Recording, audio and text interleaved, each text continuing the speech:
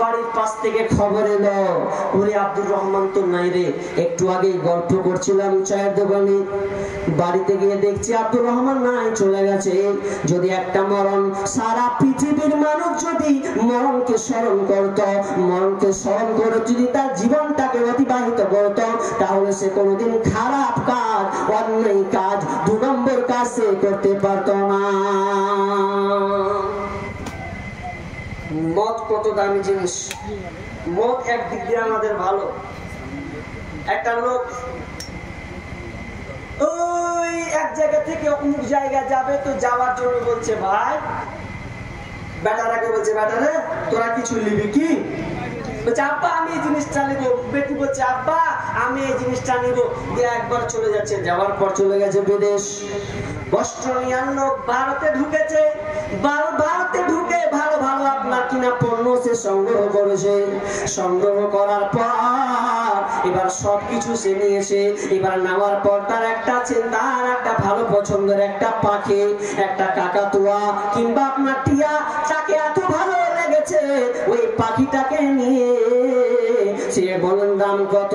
তো বলছে দাম হচ্ছে 5000। বলছে কম হবে না? না 5000 লাগবে।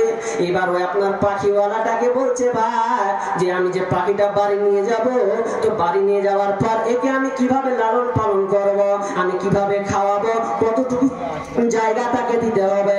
এবার ওই পাখিওয়ালা বলছে, বিক্রেতা বলছে ভাই আপনি এটাকে নিয়ে যান, খাঁচা করে দিয়েছি 10 ফুট, আপনার কিনা 10 ফুটের, আর আপনার কিনা 10 ইঞ্চি 15 ইঞ্চির একটা আপনার কিনা খাঁচা আছে।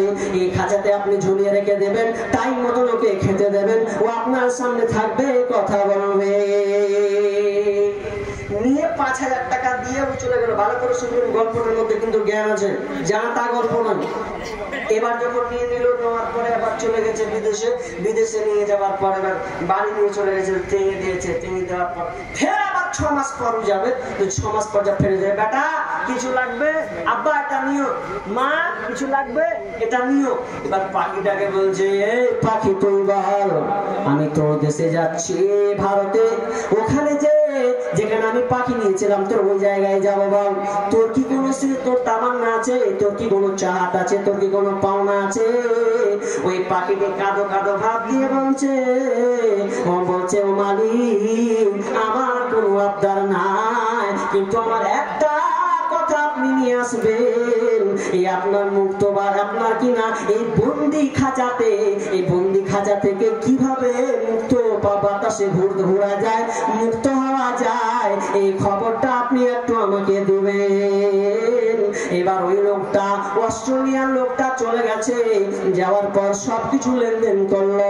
লেনদেন করার পর যে পাখিওয়ালাটাকে দেখা হলো, ওই পাখিওয়ালা আপনার কিনা ওখানে পাখি বিক্রি হচ্ছে। এমন সময় ওই পাখিটাকে বলছে, পাখি রে তোর মতন একটা জাত কোনো ভাই হবে, সে একটা আবদার চেয়েছে, সে একটা কথা জানতে চেয়েছে, বলতো রে পাখি, ওই তো জাত ভাইটা জানতে চেয়েছে যে খাঁচা থেকে কিভাবে মুক্ত পাওয়া যায়, বন্দি থেকে মুক্ত পাওয়া যায়, মুক্ত বাতাসে উড়া যায়, এটা কি কোনো আপনার ওষুধ আছে কিনা? যখনই বলো এই কথা যেমনই বলেছে, ওই পাখিটা সঙ্গে সঙ্গে ছটপট করে মারা গেল। এবার আপনার পাখি বিক্রেতা বলছে, কি এমন মন্ত্র বললে যে আমার পাখিটা মরে গেল, আপনাকে 5000 টাকা জরিমানা লাগবে। শেষমেশ ওই লোকটাকে 5000 টাকা জরিমানা দিতে হলো। দেওয়ার পর লোকটা এবার সেও আপনার অস্ট্রেলিয়ান বাড়ি থেকে ঢুকলো। ঘুরার পর বেটিকে সবকিছু দিয়ে দিল, পাখির সামনে হলো। এরপর টিয়াকে বলছেন, এবার টিয়া বলছে মালিক কি দিয়ে এসেছেন আমার জন্য? টিয়া এবার মালিক বলছে, টিয়া আমি তোর জন্য আবার কি আনতে যাবো? আনতে গেলাম তো ঘুরিয়ে ফাইনে পড়তে হলো, বরং 5000 টাকা আমাকে ফাইন দিতে হয়েছে। বলছে কেন? আমি শুধু তোর আবদারটা বলতে গেছিলাম যে একটা পাখি খাঁচা থেকে কিভাবে মুক্ত হওয়া যায়।